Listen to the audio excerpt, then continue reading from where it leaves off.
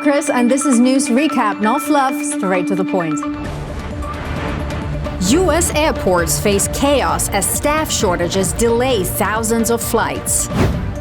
Shutdown hits day 6 with no real talks despite Trump's public promises.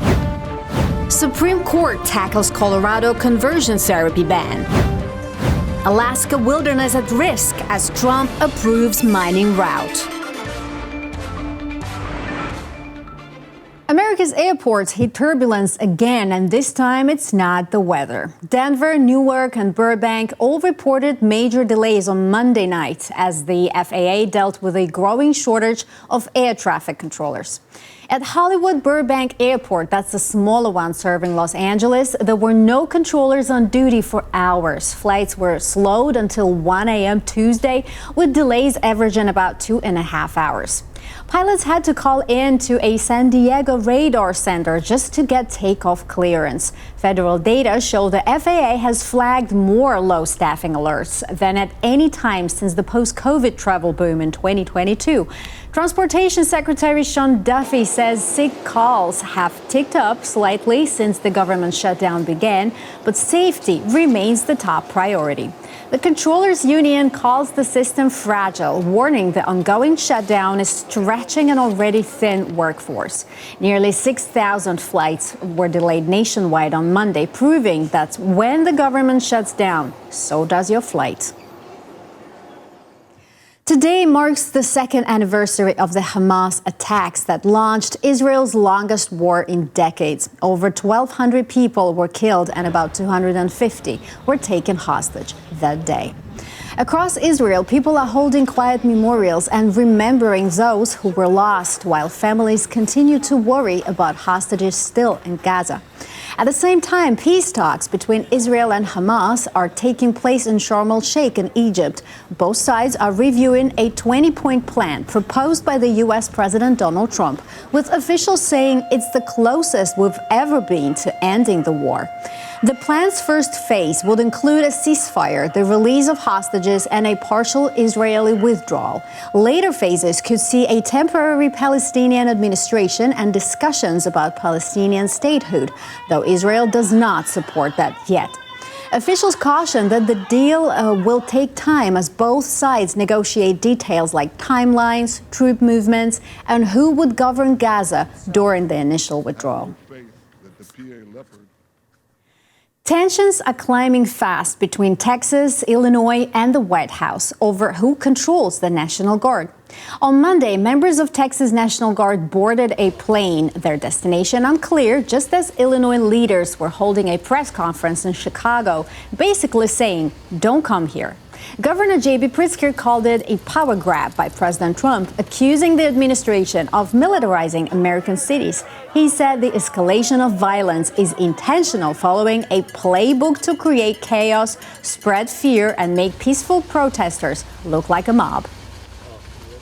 Why? To create the pretext for invoking the Insurrection Act so that he can send military troops to our city.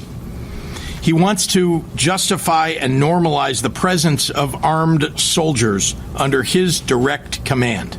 Meanwhile, President Trump told reporters he hasn't invoked the Insurrection Act yet, but said he would if the situation required it. We have an Insurrection Act for a reason. If I had to enact it, I'd do that. If people were being killed and courts were holding us up, or governors or mayors were holding us up, sure, I'd do that. I mean, I want to make sure that people aren't killed. We have to make sure that our cities are safe. The state of Illinois and the city of Chicago have now filed a lawsuit to block President Trump from sending National Guard troops to Chicago. The move comes just hours after a judge blocked a similar deployment in Portland. The government shutdown enters its 7th day, and Democrats report they've heard promises from the White House, but no real conversations. President Trump opened the door slightly to negotiations on Monday, saying he could strike a deal with Democrats on the expiring Obamacare subsidies at the center of the shutdown fight. He also warned that billions and billions are being wasted, echoing conservative concerns about the cost of the health care program. House Minority Leader Hakeem Jeffries responded, stressing that while Trump has made public statements, Democrats have yet to be contacted directly by the administration. I do not know of any Democrats who have spoken to President Trump or members of his administration on this issue of reopening the government, enacting a bipartisan spending agreement, and addressing the Republican health care crisis. President Trump did make those statements. Leader Schumer, I believe, has put a statement out in response indicating he's had no conversations with Donald Trump or the administration. And that's certainly been the case relative to us as House Democrats. Some Republicans are breaking ranks over expiring Obamacare subsidies. Marjorie Taylor Greene called for action on Monday, warning premiums for millions, including her own adult children, could double if the tax credits lapse. She criticized GOP leaders for ignoring the issue and said she's carving her own lane to protect families in her district. The standoff highlights divisions within the Republican Party as some members join Democrats in pushing to extend funding that affects millions of Americans' health care. In the meantime, Attorney General Pam Bondi faced tough questioning at her first Senate Judiciary Committee hearing since her confirmation. Lawmakers pressed her on high-profile cases, including the Epstein investigation and prosecutions of President Trump's allies, like ex-FBI Director James Comey. Bondi defended her record, saying she has refocused the Justice Department on fighting violent crime and illegal immigration, and insisted she has followed the law despite pressure from the president. Republicans praised her for reversing what they call politicized decisions under the previous administration. Democrats, however, warned that the department is being used to target political opponents.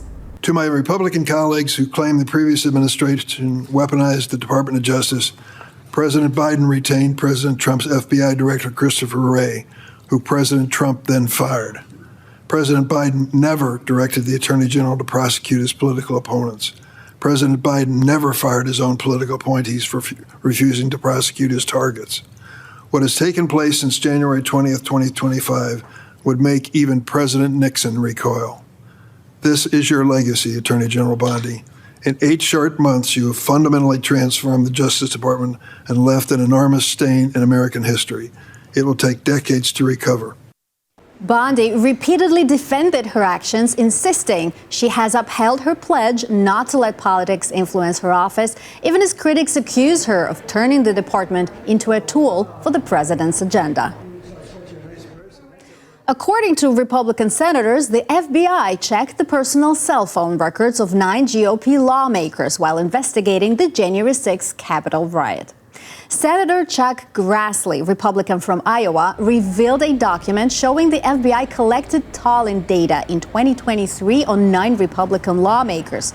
The data showed who they called, when, and for how long. No call content was collected, though. The focus was on the days around the January 6, 2021 Capitol attack.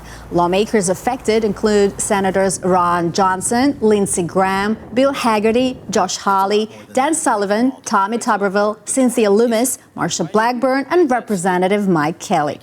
Senator Grassley called this collection a violation of privacy and warned that there could be consequences for those involved. FBI Director Kash Patel said, quote, "Abuse of power ends now. Under my leadership, the FBI will deliver truth and accountability and never again be weaponized against the American people," end quote. Senator Majority Leader John Thune called for full oversight of the FBI's actions. The Supreme Court is set to hear a major case on Tuesday on whether therapists can try to change the sexual orientation or gender identity of minors. Colorado's law, passed in 2019, bans these practices known as conversion therapy, after medical groups warned they can harm young people. Therapist Kaylee Childs, though, an evangelical Christian, says the law violates her free speech rights and prevents her from helping patients live according to their faith.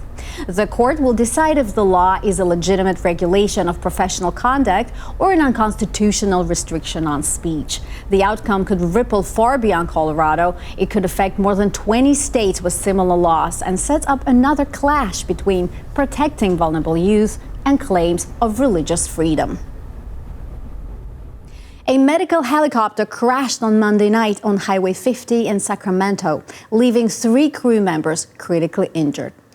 There was no patient on board, but the pilot, the nurse, and a paramedic were all seriously hurt. 1 crew member was trapped under the helicopter until bystanders and first responders lifted it off. Fire officials called it a true act of community. No other vehicles were involved and no fire broke out, which officials say prevented an even worse disaster. The helicopter had just left U.S. Davis Medical Center when it disappeared from radar over the freeway. The FAA and National Transportation Safety Board are investigating. Sean Diddy Combs' lawyers are asking a judge to send him to FCI Fort Dix in New Jersey, a low-security prison with a drug treatment program. They say it will help him stay clean while allowing for family visits and rehabilitation. Combs was sentenced to 4 years and 2 months for the prostitution-related charges. He has been in custody in Brooklyn since his September 2024 arrest, and time already served will count towards his sentence.